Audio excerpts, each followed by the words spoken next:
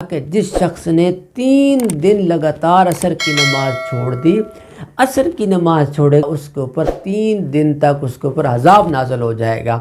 تو میں نے کہا کہ ساری دنیا ایک سائڈ پہ ہو سکتی ہے، جھوٹ بول سکتی ہے ساری دنیا، لیکن پیارے نبی صلی اللہ علیہ وسلم آپ کی زبان جھوٹی نہیں ہو سکتی۔ بسم اللہ الرحمن الرحیم۔ ناظرین، پیارے نبی صلی اللہ علیہ وآلہ وسلم مسجد سے نماز پڑھ کے، نماز عصر کا ٹائم ہے، عصر کی نماز پڑھی، مسجد سے باہر نکلے۔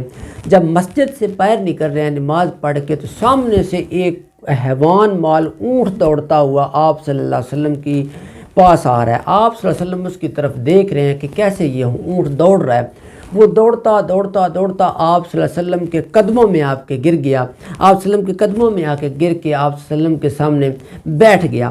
تو آپ صلی اللہ علیہ وسلم جب اس کے پاس کھڑے ہوئے دیکھ رہے ہیں کہ کیا ماجرا بنا ہے کہ یہ حیوان مال ہے جو میرے قدموں میں آ کے میرے پاس بیٹھ رہا ہے، خدا جانے یہ کون سی، اللہ جانے یہ کون سا ماجرا مجھے سنانے آیا ہے، کیا باتیں کرنے آیا ہے، یہاں پہ آ کے گر گیا۔ اور وہاں پہ کافی دیر گزر گئی۔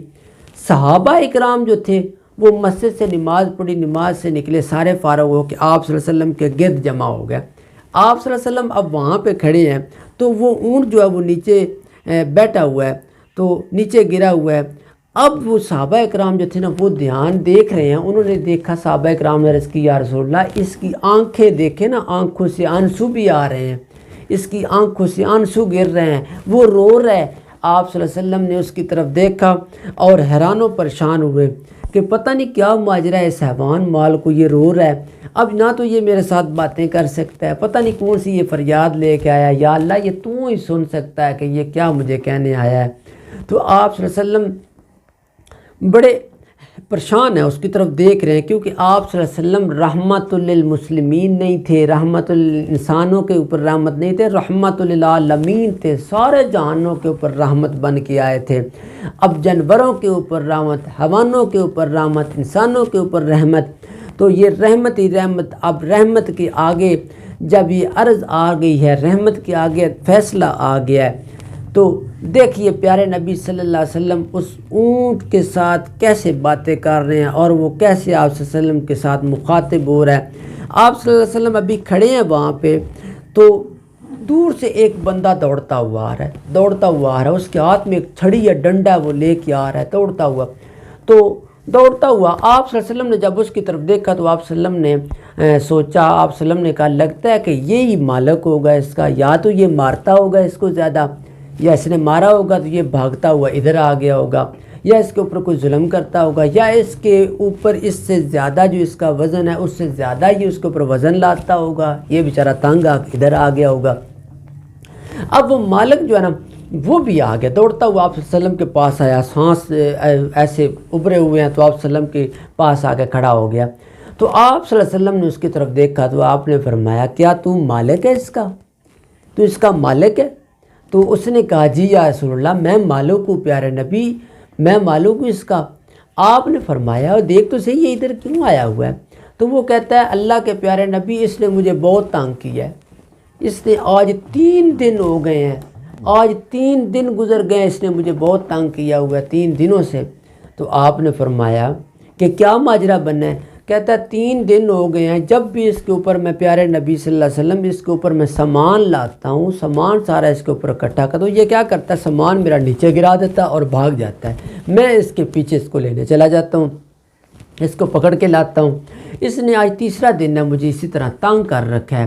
تو پیارے نبی صلی اللہ علیہ وسلم جو تھے نا اس کی بات سن رہے ہیں۔ اب جو شفیع المسلمین اور رحمت للعالمین کی عدالت دیکھے، رحمت للعالمین پیغمبر عبداللہ کے در یتیم پیغمبر، وہ صرف ایک فریق کی بات نہیں سن رہے، اب محمد کی عدالت میں ایک فریق کی بات نہیں سنی جاتی، دونوں فریقوں کی بات سن کے اس کے اوپر فیصلہ کیا جاتا ہے۔ پیارے نبی صلی اللہ علیہ وسلم نے جب اس کی بات ساری سن لی، اس نے ساری عرض کر لی، تو اب آپ صلی اللہ علیہ وسلم نے اس اونٹ کی طرح مخاطب ہو کے فرمایا کہ یا اللہ اس کو زبان دے، یہ بھی مجھے بتا تو سکے نا کہ یہ کیوں ادھر آیا ہے، یہ کون سا ماجرا سنانے آیا ہے، یہ کیوں آنسو بہا رہا ہے۔